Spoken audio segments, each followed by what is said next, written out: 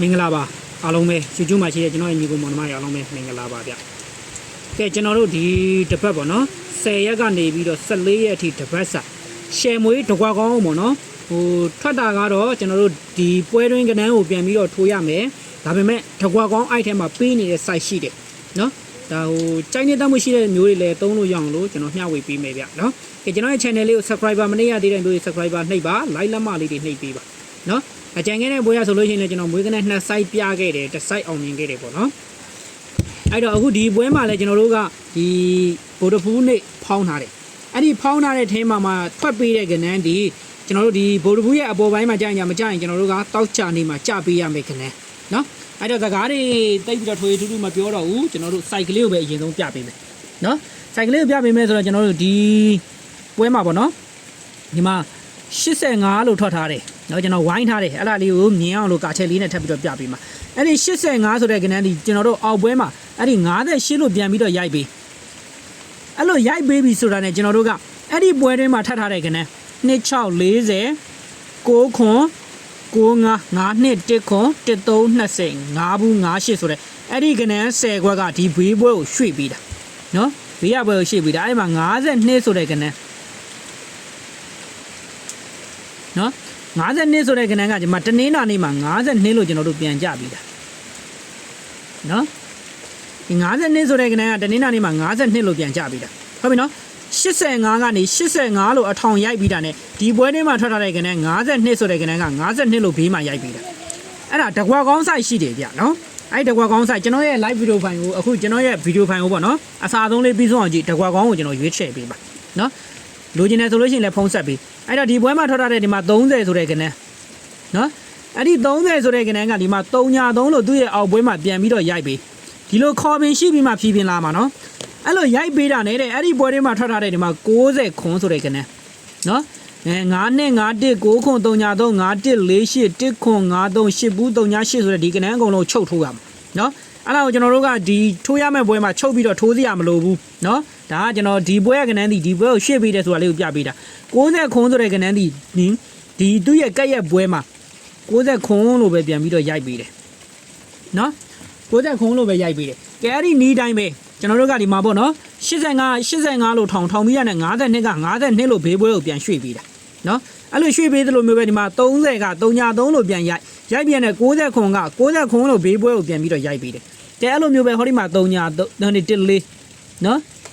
14ဆိုတဲ့ကဏ္ဍအဲ့ဒီ14ဆိုတဲ့ကဏ္ဍကလည်းသူ့ရဲ့အောက်ပွဲမှာ14လို့ပြန်ကြပေးရမယ်အဲ့လို14လို့ပြန်ပြီးတော့ကြပေးတာနဲ့တဲ့အဲ့ဒီပွဲထဲမှာထွက်ထားတဲ့ဟောဒီမှာ60ခွန်ကလည်းဒီဘေးပွဲမှာ89လို့ကျွန်တော်တို့ပြန်ပြီးတော့ရိုက်ပေးတယ်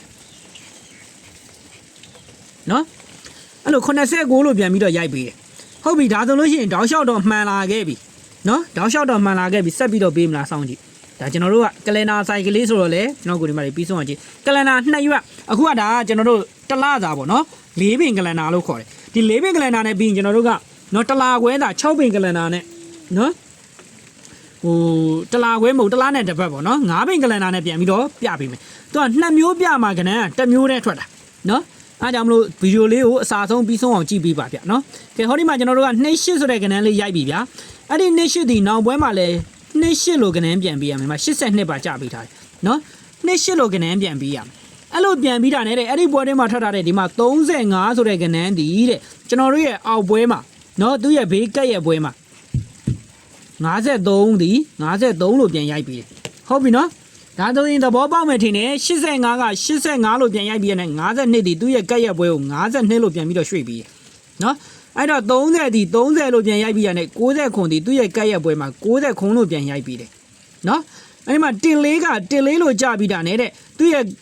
ပွဲတွင်းမှာထွက်ထားတဲ့60ခွန်ဒီသူ့ရဲ့ကက်ရဲ့ပွဲကို89လို့ပြန်ပြောင်းပေးထားတယ်နော်အဲ့ဒီမှာ28က28လို့ကြပြီးတာနဲ့တဲ့ကျွန်တော်ကိုဒီမှာဒီ35ဒီ35လို့ပြန်ပြီးတော့ရိုက်ပြီးတယ်ကဲဟုတ်ပြီအခုလာမယ့်ပွဲမှာကိုဆက်ပြီးတော့ပေးမယ်ဆိုရင်တဲ့ဒီမှာကျွန်တော်တို့ဆက်ပြီးတော့ပေးနေတာတော့34ဒီ43လို့ဆက်ပြီးတော့ပေးထားခဲ့ပြီနော်ပေးထားခဲ့တာဖြစ်ချင်းကြောင့်ဒီအပွဲတွင်းမှာထွက်ထားတဲ့4832 1ခွန်3ဘူး80 16ခွန်6 9ခွန်5343ဒီတဲ့ဒီကက်ရက်ပွဲမှာထွက်ပေးရမယ်နော်ဒီပွဲကိုရွှေ့ပေးရမယ်နော်ဒီကက်ရက်ပွဲကိုရွှေ့ပေးရမယ်ဟုတ်ပြီနော်ကဲဒါဆိုကျွန်တော်ကလန်ဒါနောက်တစ်ရက်ကြည့်မယ် နော်ကလန်လာနောက်တရက်နဲ့ကြည့်မယ်ဒါကျွန်တော်တို့ဒီ၄ပင်ပွဲပြီးပြီပေါ့နော်ဒီ၄ပင်ပွဲမှာကျွန်တော်တို့မှန်ထားခဲ့ပြီး85က58လို့ရိုက်လို့9နှစ်က9နှစ်လို့ပေးတယ်30က303လို့ရိုက်လို့6ခွန်က6ခွန်လို့ပြန်ပေးတယ်14က14လို့ရိုက်လို့ကြီးပွဲမှာထွက်ထားတဲ့60ခွန်ကလည်း89လို့ပြန်ပေးတယ်အဲ့ဒီမှာ28က28လို့ရိုက်လို့35က53လို့ပြန်ပေးတယ်အဲ့တော့34က34လို့ရိုက်လို့ဒီပွဲထဲမှာထွက်ထားတဲ့ကဏ္ဍဒီတဲ့ဒီဘက်ဝေးပွဲကိုကြပေးရမယ်မဖြစ်မနေကြပေးရဟုတ်ပြီနော်အဲ့တော့ရှင်မွေးတစ်ခွက်ကောင်းလိုချင်တဲ့မျိုးတွေကတော့ကျွန်တော်ကိုဖုံးဆက်ပေးပေါ့နော်နော်ဒါဒီတစ်ခွက်ကောင်းတော့ကျွန်တော်ထိန်ချန်ထားတယ်နော်ဒါဒီကျွန်တော်ရဲ့တစ်ခွက်ကောင်းမလို့ချင်းဆိုလဲဒီကဏ္ဍကိုထိုးပေါ့ကဲဟုတ်ပြီဒီမှာလဲအဲ့လိုပဲသူကကြတော့ဒီလိုဇောင်းပင်ပေးတာဒီပွဲမှာတစ်ချက်ဒီပွဲမှာတစ်ချက်ဒီပွဲမှာတစ်ချက်ဒီပွဲမှာတစ်ချက်ဒီထွက်မဲ့ပွဲမှာတစ်ချက်ပေါ့နော်ဒါကျွန်တော်ကလန်နာမစုံလို့ဒီတောင်းမှာဒီပါဒါစပြီးရမယ့်ပွဲရှိတယ်နော်အဲ့တော့ကျွန်တော်ဆက်ပြီးတော့ပြပေးမယ်အဲ့လိုမျိုးလေးပဲကျွန်တော်တို့ကသွားပေးနေတာနော်ကလန်နာ site ကသွားပေးနေတာအဲ့တော့ဒီမှာဒီကောင်ကျတော့နည်းနည်းလေးညှင့်ပြီးတော့ပြပေးမယ်နော်ညှင့်ပြီးတော့ပြပေးမယ်ဒီမှာဗျာ30ဆိုတဲ့ကဏ္ဍအဲ့ဒီ30ကလည်းအောက်မှာ303လို့ရိုက်တယ် site ဒီမူ site ဒီ2မျိုးထွက်တယ်မူဆိုင်2မျိုးကိုကဏ္ဍက1မျိုးတည်းချုပ်ပေးထားတာနော်အဲ့တော့30က303လို့ကြပြီးတာနဲ့တဲ့အဲ့လိုမျိုးပဲဒီမှာ60ခွန်းဆိုတဲ့ကဏ္ဍကသူ့ရဲ့အပေါ်ဇောင်းပဲဒီလိုဇောင်းတက်မှာနော်သူ့ရဲ့အပေါ်ဇောင်းပဲမှာ60ခွန်းလို့ထပ်ပြီးတော့ရိုက်ပေးသွားတာလှတယ်ဗျနော်လှတယ်ခေါ်ပင်လေးနဲ့နော်အဲ့လိုမျိုးလေးရိုက်ပေးသွားတာဒီမှာနော်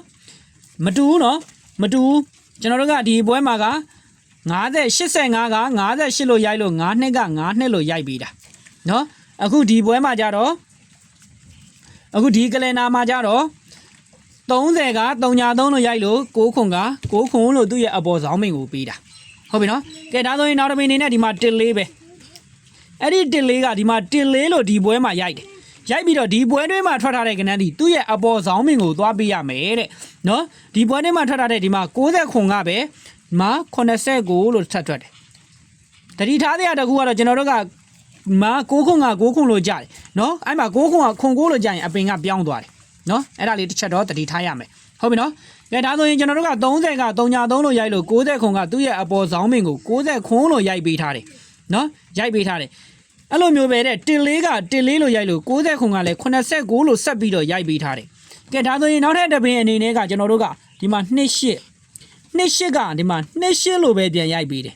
ခုနကအပင်တိုင်းမဲ့8နှစ်28တူးနေတယ်နော်ဒါပေမဲ့အသွားလာခြင်းမတူဘူးနော်အဲ့တော့တူးနေတယ်အဲ့လိုရိုက်ထားလို့တဲ့ဒီပွဲမှာထွက်ထားတဲ့ကျွန်တော်တို့ကဒီမှာ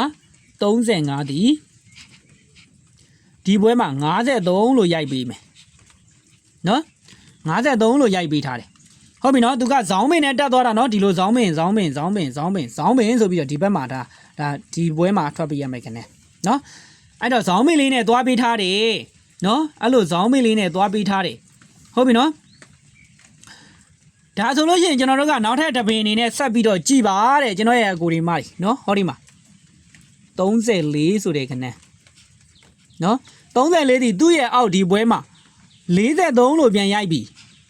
ရင်ဒီအပွဲတွင်းမှာထွက်ထားတဲ့ကဏ္ဍဒီသူ့ရဲ့ဒီအပေါ်ဇောင်းမင်းကိုပေးရမယ်နော်ဇောင်းမင်းကိုပေးရမယ်ဆိုတော့ကျွန်တော်တို့ဒီမှာကလန်နာနှစ်ခုကိုပြန်ရှင်ကြည့်မယ်ဗျာနော်ကလန်နာနှစ်ခုကိုပြန်ရှင်ကြည့်မယ်ဘလို့ပြန်ရှင်ကြည့်မလဲဆိုရင်ကျွန်တော်တို့ကနော်ဒီလိုလေးရှင်မယ်ဒီလိုပြန်ရှင်ကြည့်မယ်85က58လို့ရိုက်လို့9နှစ်က9နှစ်လို့ပေးတယ်နော်အဲ့ဒီမှာဒီပွဲမှာလည်းအဲ့လိုပဲ303က30က303လို့ရိုက်လို့30က303လို့ရိုက်လို့6ခွန်က6ခွန်လို့ပေးတယ်နော်ဟုတ်ပြီနော်မတူဘူးနော်ဒီပွဲကကဏ္ဍကိုဒီဘေးပွဲကိုပေးတာနော်2640 6ခွန်95 9နှစ်1ခွန်1320 5ဘူး58ဆိုပြီးတော့52က52လို့ဒီဘေးကိုရိုက်တယ်ကဲဟုတ်ပြီနောက်ထပ်တစ်ပင်အနေနဲ့ကအဲ့လိုမျိုးပဲ30က303လို့ရိုက်ပေးလို့တဲ့နော်ဒီပွဲမှာထပ်ထားတဲ့60ခွန်ဒီ60ခွန်လို့ပြန်ရိုက်ပေးတယ်နော်ကဲအဲ့လိုမျိုးပဲ14က14လို့ရိုက်လို့60ခွန်ဒီ89လို့ဆက်ပြီးတော့ရိုက်ပေးတာနော်အဲ့တော့ဒီပွဲမှာထွက်ထားတဲ့ကဏ္ဍဒီပွဲမှာထိုးပေးရမယ်နော်ကဲဒါဆိုရင်ဒီမှာလက်ထက်ကြည့်14က14လို့ရိုက်လို့နော်ကျွန်တော်ရဲ့ကိုဒီမှာဒီ60ခွန်ဒီ89လို့ရိုက်တယ်နော်89လို့ရိုက်တယ်ကဲအဲ့ဒီပုံစံမျိုးပါပဲတဲ့ဒီမှာကလည်း28က28လို့ထွက်လို့35ဒီ53လို့ပြန်ရိုက်ပေးတယ်ဟုတ်ပြီနော်ကဲဒါဆိုလို့ရှိရင်ဒီအပွဲမှာကျွန်တော်တို့ဆက်ပြီးတော့ပေးရမှာနော်ဆက်ပြီးတော့ပေးရမှာနော် ဒီမှာ3လေးက43လို့ရိုက်လို့ဒီပွဲနေ့မှာထပ်ထားတဲ့4832 1ခွန်3ဘူး80 16ခွန်6 9ခွန်5343နော်သူကဒီကဘေးဆောင်သွားတဲ့ line ဒီကကြတော့ဒီဇောင်းလေးတက်ပြီးသွားတာနော်အဲ့တော့ဒီမှာပဲ3လေးက43လို့ရိုက်လို့ဒီ43ထွက်ထားတဲ့ပွဲကကနန်းဒီတောင်းပင်မှာသွားပေးရမယ်ဒီတောင်းပင်မှာသွားပေးရမယ်ဆိုတော့4832ဒီမှာလဲ4832စိုက်မတူဘူးမူမတူဘူးအကွက်သွားတူနေတာပြောချင်တာပေါ့နော်အဲ့ဒီမှာကျွန်တော်တို့ကပေးနေတာဒီကနန်းဒီတကွက်သေးပေးနေတာနော်ဘာကနန်းလဲဆိုတော့ကျွန်တော်အခုမူပြထားတဲ့စိုက်ပြထားတဲ့အဲ့ဒီမူစိုက်တိုင်းကိုကိုကြည့်နော်အဲ့ဒါမှမတီးဘူးမရဘူးကျွန်တော်ရဲ့အဲ့တက်ကွက်ကောင်းကိုလိုချင်တယ်ဆိုရင်တော့ကျွန်တော်တန်ရတန်ကြီးနဲ့ပေးမယ်နော်3996ခွန်3 4ခွန်ခွန်339 39 424626245အယောအစားရှိမယ်သိကျင်တယ်ဆိုရင်တော့ဖုန်းလေးဆက်ပြီးနော်အဲ့တော့ဒီပွဲလေးမှာထွက်ပြီးထိုးပေးရမယ့်ကနန်းဒီတဲ့ဒီကနန်းတွေပါနော်ကြံခဲ့တဲ့ပွဲလည်းကျွန်တော်39ကို sorry ဆိုတာရရှိပါတယ်အဲ့တော့ဒီမှာ10ရက်ကနေပြီးတော့14ရက်နေ့အထိကို4839နေ့1ခွန်3ဘူး80 16ခွန်6 9ခွန်5343ဒီကနန်းလေးကကျင်းတွေပေါက်ထွက်ပေးရမယ်နော်အဲ့တော့တကွာကောင်းရှယ်မွေးလိုချင်တယ်ဆိုလို့ရှိရင်တော့ကျွန်တော်ကိုဖုန်းတိုက်ရိုက်ကလေးတော့ဆက်ပြီးနော်ဖုန်းခေါ်ပြီးဖုန်းဆက်ပြီးဟုတ်ပြီနော်ကြည့်အားလုံးပဲကန်ကောင်းကြပါသေးဗျနော်မူဆိုင်ကလေးတွေအမြဲတမ်းတင်ပေးသွားမှာမို့လို့ကျွန်တော်ရဲ့ channel လေးကို subscriber လေးနှိပ်ထားပေးပါဗျနော်ကြည့်အားလုံးပဲကန်ကောင်းကြပါသေး